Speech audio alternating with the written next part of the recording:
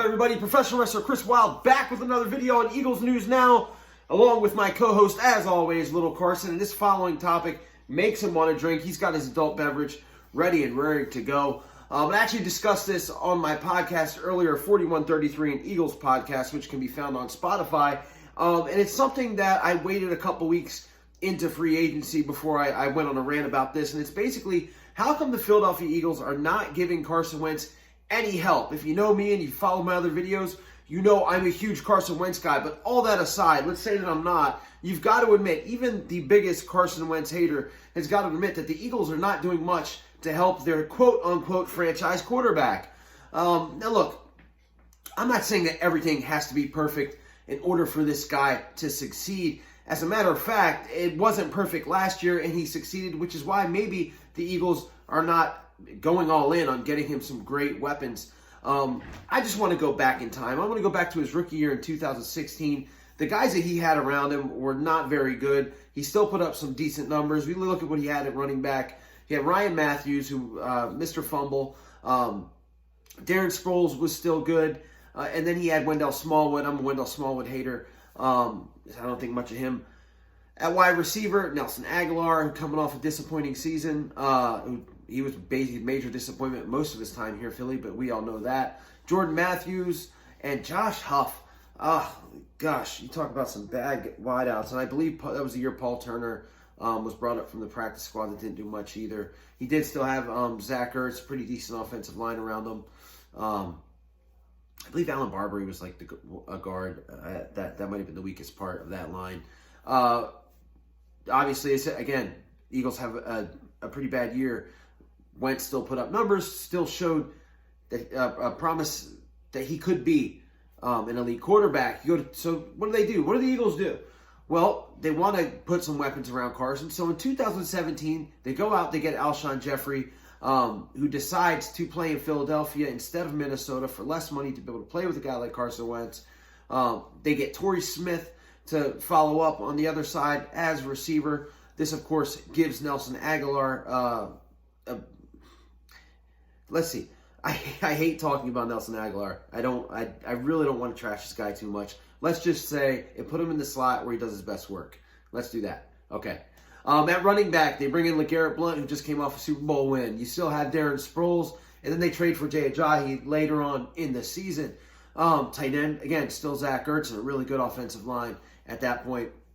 So basically, you put all these guys around Carson, and what happens? He has his best year. Before he gets hurt late in the season, he has an MVP-type year where if he would have finished, he still, even though he didn't finish the season, still had more touchdowns than Tom Brady. I mean, and of course, the Eagles won the Super Bowl.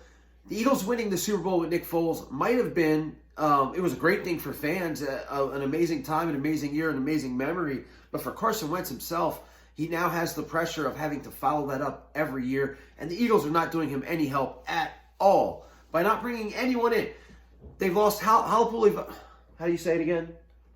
Halapuli Vaitai. Big V. They lose him to free agency this year to the Detroit Lions. Jordan Howard goes to the Miami Dolphins. He was a big part of the offense last year before he got hurt. And Jason Peters, they decided to let test free agency. As of this recording, he's still a free agent. So you've lost pieces of this offense. Nelson Aguilar leaves, probably addition by subtraction. But again, he was still, and then you go back to that Super Bowl year, he was still a big part of that team and that team's success in the Super Bowl. So you lose all those pieces of offense, and what have they done? Nothing. They've done nothing for Carson's offense. Nothing. Now look, I'm going to give them praise for what they've done on the defense. I think the defense is going to be really good. The secondary, you've made such big improvements there. The defensive line, even by bringing in Hargrave, who I think is probably the most underrated free agent acquisition of the year so far. I think the defense is going to be really good. They can probably get a good linebacker in the draft, but I think they're going to be good there. However, it reminds me a lot of what Donovan McNabb went through. McNabb had success with garbage, kind of like Carson did last year when he got like I said, making the playoffs might have been the worst thing for him because he made the playoffs with guys like Greg Ward, who I think is talented, but only got in there because people were hurt. DeAndre Burnett, Rob Davis, a horribly disappointing rookie in J.J. Arcega-Whiteside. So by doing that, maybe these guys are thinking, oh man, we don't need to spend money on the Robbie Andersons and the Rashad Perrimans. Don't get me wrong, those guys didn't get me excited, but just to bring somebody else in, just to bring a wide receiver with some kind of track record that can help out Carson Wentz. This year, they're going into the year with Deshaun Jackson, who could be slower because of this groin injury. You're not going to get him for 16 games, let's be honest. I think Alshon's staying on this team, which I have no problem with. I think it was overblown, the rift between him and Carson. I mean, the guy signed an extension earlier in the year. Why would you sign an extension to play with a guy that you don't get along with or you don't believe in it? And let me mention that real quick.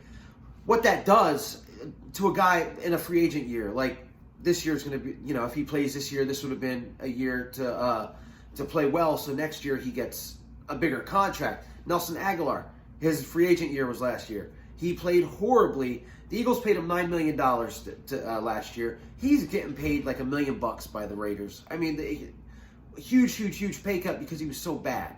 All right, so why would Alshon put himself in that same position? Don't get it. Don't understand it.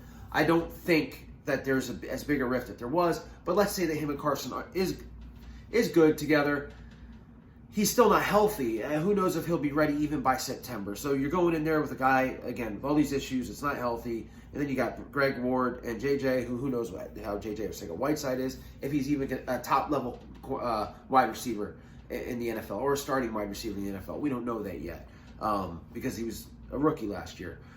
So back to Donovan. Donovan had a lot of success with a lot of garbage. I mean, Todd Pinkston, Nay Brown, Charles Johnson, Dietrich Gels, James Thrash.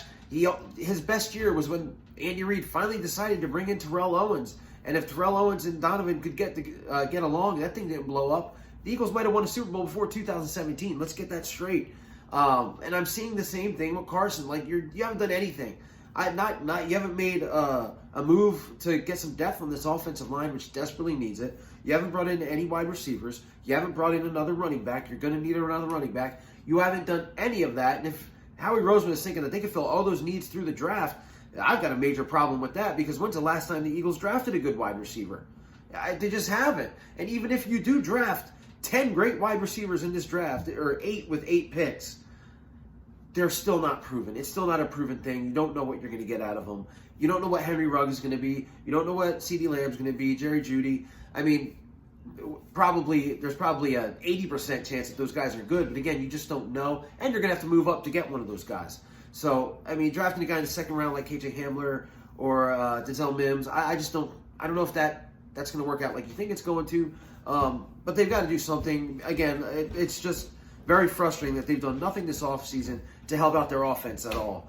Now, I'm sure that after the draft, once teams start cutting guys, because there will be more cuts and more guys available, once guys have drafted players, they might be able to pick up some guys after that. But again, I don't think it's fair. I don't think it's fair to Carson Wentz or to the Eagles offense. And one of the things that the Donovan McNabb-led Eagles were famous for was having a really good defense. Like, their defense was really great under Jim Johnson. And I could list the names of guys that played on that defense that were awesome. The Jeremiah Trotters, the Hugh Douglases, the Brian Dawkins. Big shout out to Ike Reese. Big shout out to him. Maybe not Ike as well as other guys, but you know what I'm saying. But at the same time, they were great there, and the offense was just fair, and it worked, and because of Donovan. So, and we don't want to see that again with this era Eagles. I hope there's some like under the radar move that they're going to make or do something. I've been hoping for it. I've been waiting for it, and it hasn't happened. No, I don't want Brendan Cooks with his salary and the fact that he's been traded from team to team to team. And the biggest memory I have of him is getting knocked out by Malcolm Jenkins. They're DJ Moore. That's not going to happen. I was expecting DeMarcus Robinson. Sammy Watkins, there's rumors of him. He's got a big contract. That's probably not going to happen. But something. They got to do something. And they've got to do it before the draft. So, that's my rant, guys. Didn't want to make this too long. Again, I go more in depth on 4133 and Eagles podcast on Spotify if you're interested in that. Also, thank you for subscribing, the new guys. And actually, thanks to all my subscribers, man. I love you all. You make this work and give me motivation to do more of this. Please, if you haven't subscribed, just go ahead and hit that subscribe button.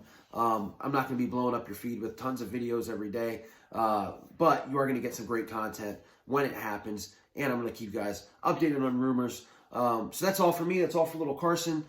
He's going to go ahead and have his adult beverage, and I am going to relax. Guys, stay safe and stay home. Let's get rid of this COVID-19 as soon as possible. And as always, go Birds.